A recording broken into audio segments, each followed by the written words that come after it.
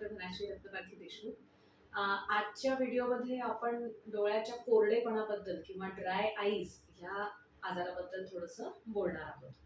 तर डोळ्याचा कोरडेपणा म्हणजे नक्की काय? तर तो आपले जे अश्रू तयार होतात डोळ्यात, त्या अश्रूंचा एक पूर्ण लेयर किंवा एक थर असतो डोळ्यावरती. तर अश्रू मुळात आपल्या पापणीच्या ह्या भागात त्या ग्रंथी असतात, इथनं ते तयार होतात अश्रू.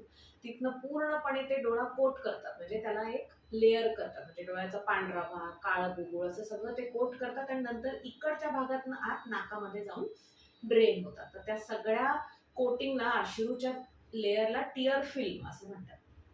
तर ह्या टिअर फिल्म किंवा अश्रूच्या थराला 3 भाग असतात. सर्वात बाहेरचा भाग असतो तो चरबीचा असतो, म्हणजे लिपिड लेयर म्हणतात. मधला भाग असतो तो पाण्याचा भाग असतो आणि आतला भाग असतो ते चिकट द्रव असतं.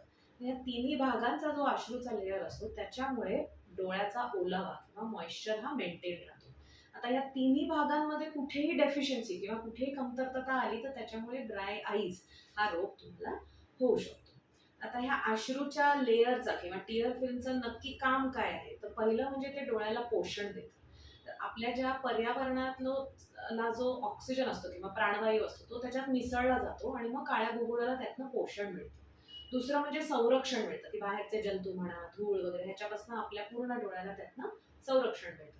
आणि तिसरं म्हणजे रिफ्रॅक्शन, म्हणजे आपण जे ऍक्च्युअली बघतो गोष्ट ती आपल्याला एकदम क्रिस्टल क्लिअर किंवा शार्प दिसण्यात सुद्धा ह्या टिअर फिल्मचा खूप मोठा भाग असतो. तर आता जर का ह्या 3 लेयर्स पैकी कुठलाही लेयर जर का कमी असला तर आपल्याला ड्राय आईज हा रोग होऊ शकतो. आता ह्याचं मूळ चिन्ह काय आहे? कोरडे डोळे पडले की काय होतं? पहिले तर डोळे झोंबायला लागतात किंवा जळजळायला लागतात किंवा लाल पडतात किंवा आतनं टोचल्यासारखं होतं, खडा रुतल्यासारखा होतो किंवा खूप क्रॉनिक म्हणजे खूप दिवसांपासून हे जर का झालं असेल तर डोळ्याला थकवा आल्यासारखा होतो, डोळ्याला झोप आल्यासारखी होते, बंद करावायचे वाटतात डोळे. हे अशी सगळी सर्वसाधारण लक्षणं त्याची आहेत. तर ह्याच्याकडे आपण वेळेतच लक्ष द्यावं आणि त्याचं निदान करून घ्यावं, डॉक्टरांकडे जावं. कारण जर का ह्याच्याकडे दुर्लक्ष केलं तर नंतर पुढे जाऊन त्याचे कॉम्प्लिकेशन्स जास्त येऊ शकतात. म्हणजे डोळ्याला अल्सर होणं, खड्डा पडणं डोळ्यात, काळ्या बुबुळावर परिणाम होणं आणि एकदम क्वचित काही सिनेरिओजमध्ये डोळा फुटणं असं पण होऊ शकतं. तर आता हे सगळं कोरडेपणा डोळ्याचा हा कशामुळे होऊ शकतो? तर हा विविध कारणांमुळे होऊ शकतो. कधी-कधी आपलं जी हवा असते आजूबाजूची, एन्व्हायर्नमेंटल इफेक्ट म्हणतो आपण. म्हणजे एकदम खूप कोरडी थंडी पडली किंवा खूप कोरडा एक्स्ट्रीम उन्हाळा झाला, तर त्या हवेचा परिणाम पण आपल्या डोळ्यावर होऊ शकतो. डोळ्याच्या अश्रूंची वाफ होऊन जाते लवकर, त्याच्यामुळे होऊ शकतो. किंवा डोळ्याला आतनं काही प्रॉब्लेम असला, सूज आली असली, तर त्याचाही परिणाम त्या अश्रूच्या लेवलवर होऊ शकतो.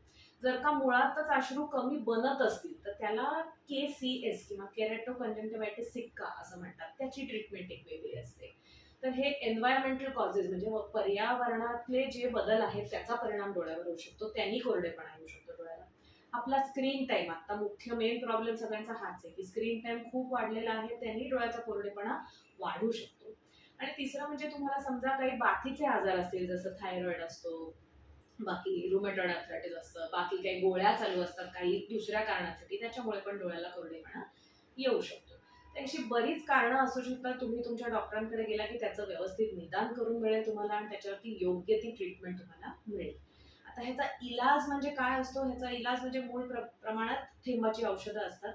म्हणजे त्याला आपण लुब्रिकेटिंग आय ड्रॉप्स म्हणतो किंवा लुब्रिकेटिंग जेल्स. पण अर्थात नक्की डोळ्याच्या कुठल्या भागामुळे हा प्रॉब्लेम झालेला आहे त्याच्यावरती ती ट्रीटमेंट दिली जाते.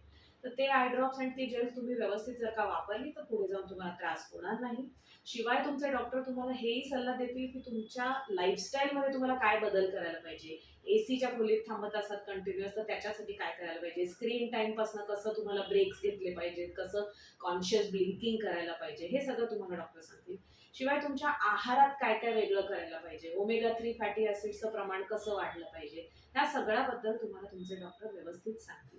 तर माझा सांगायचा उद्देश हाच आहे की ह्या सगळ्या सिम्पटम्सकडे, लक्षणांकडे दुर्लक्ष करू नका. डोळ्याचा कोरडेपणा हा खूप क्रॉनिक प्रॉब्लेम असतो. त्याचं वेळेतच निदान करून त्याच्यावर इलाज करा.